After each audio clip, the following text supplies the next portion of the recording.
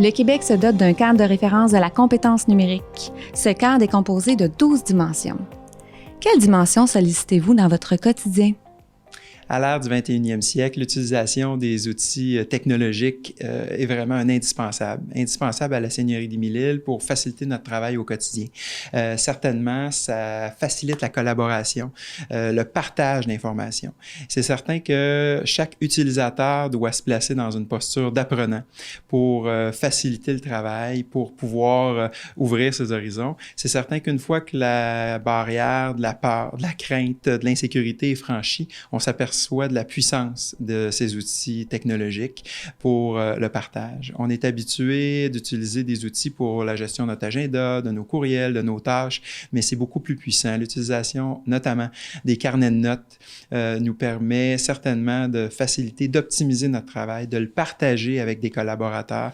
Alors, dans la classe, on utilise les appareils mobiles parce que pour moi, la classe, c'est pas un microcosme qui est à l'extérieur de leur vie réelle. Ils sont curieux dans la vraie vie, puis quand ils rentrent en classe, je veux que cette curiosité-là demeure. Et donc, l'utilisation de leurs outils personnels en classe est favorisée, notamment parce qu'ils sont des experts de leur plateforme. Et en même temps, je veux les amener à avoir une utilisation éthique de l'ensemble de la panoplie d'outils qui leur permettraient notamment de faire de la collaboration, la rétroaction rapide, de garder leur sentiment d'efficacité puisque c'est beaucoup plus rapide pour eux, ils se sentent efficaces. Mais c'est comme si on écrivait sur une grande feuille parce qu'on voit qu'est-ce que mes coéquipiers écrivent.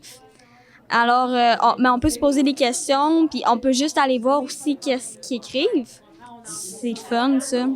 Il y a une prédiction de mots au son qui me propose. Puis à chaque fois que j'écris un mot, il va le relire pour que je m'assure que c'est bien ce que je voulais écrire.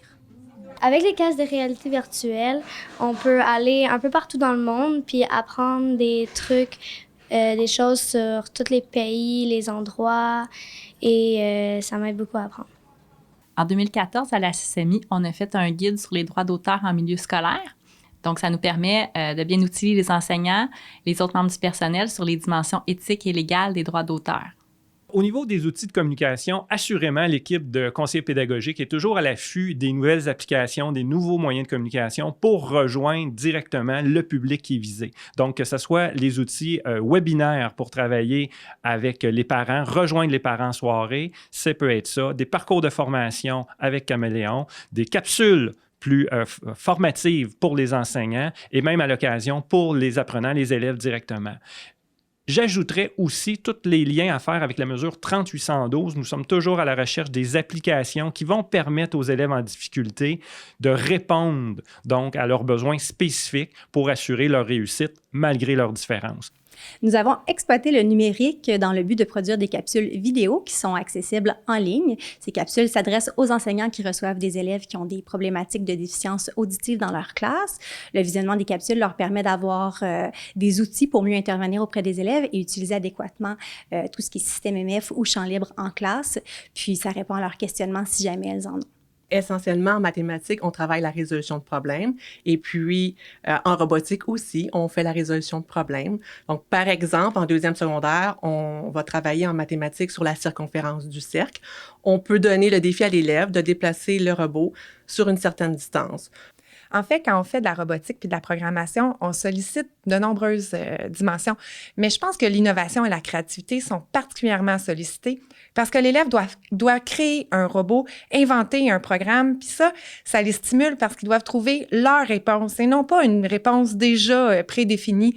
Il n'y a pas juste une réponse, il y en a de nombreuses réponses. Puis ça, je pense que ça motive vraiment nos élèves. En sous-groupe, avec mes élèves, le numérique me permet d'aller modéliser et la procédure et l'utilisation des logiciels pour les élèves qui ont des besoins plus particuliers, notamment avec le logiciel WordQ et Lexibar, qui leur permettent de faire leurs tâches en écriture ou en lecture à leur niveau. Et avec cette modélisation-là, ça les rend plus autonomes. Lexibar, j'ai aimé le côté phonologique parce que quand j'écrivais mes mots au son, il y avait plus de mots qui sortaient. Puis il y avait des images, parce que ça m'aidait beaucoup plus à former mon texte. À l'école de Carrefour, tous les membres du personnel sont invités à utiliser le numérique en sollicitant leur pensée critique. Par exemple, Les enseignants profitent des opportunités que les technologies leur offrent pour présenter aux élèves des situations reliées aux enjeux actuels qui les préoccupent. Grâce à cette réflexion-là que les élèves font, ils sont en mesure de les aider à discriminer certains éléments reliés à l'exploitation des technologies. De plus, au service de garde, nous avons fait un parallèle entre l'utilisation du numérique et la promotion d'habitudes de vie équilibrées à travers certaines normes d'exploitation. Sur le plan professionnel, il y a beaucoup la collaboration qui est au cœur de mes pratiques avec les collègues, les enseignants. Maintenant, sur le plan pédagogique, par exemple, je pense à une formation qui est en préparation, c'est pour que les élèves puissent garder des traces de leurs apprentissages. Alors, c'est l'outil, le numérique, c'est pour l'apprentissage. Ces traces-là, on souhaite que les élèves puissent avoir des vidéos, des photos de leur réussite. Et comme ils sont en adaptation scolaire, ça peut être vraiment intéressant de monter ce dossier d'apprentissage tout au long de leur cheminement pour qu'ils puissent réinvestir, en parler, être valorisés par tout ce qu'ils vont avoir réussi. Notre rôle un peu, c'est de s'approprier en veille technologique les nouveautés comme les imprimantes en 3D, la VR, toute la robotique. Donc, s'approprier ça pour pouvoir, après ça, pouvoir les aider, les accompagner en classe. Et puis, comme ici, à la commission scolaire, on a l'intégration, nous, des conseillers pédagogiques avec nous à la DST. Donc, ça, c'est très aidant. Ça permet justement de faire le pont techno-pédagogique en classe. Collaboration qui est une valeur si importante dans le plan d'engagement vers la réussite à la Commission scolaire Seigneurie d'Émile-Île. Et c'est l'utilisation des outils technologiques à notre disposition est un beau levier pour pouvoir pousser encore plus loin cette dimension. Dans notre école, il y a énormément de projets numériques qui se vivent, mais jusqu'où l'élève est conscient de la portée de l'utilisation de ce numérique-là, de tous les mobiles, des téléphones, des tablettes, de tout, et de sa responsabilité en tant que citoyen aussi. C'est une chose de l'utiliser pédagogiquement, mais on a des responsabilités associées à ça. Fait qu'on a pensé que travailler l'élaboration d'une charte, on ne sait pas encore exactement quel aspect ça va prendre, mais une chose est certaine, cette charte-là, les élèves vont y travailler ainsi que tous les membres du personnel dans l'école.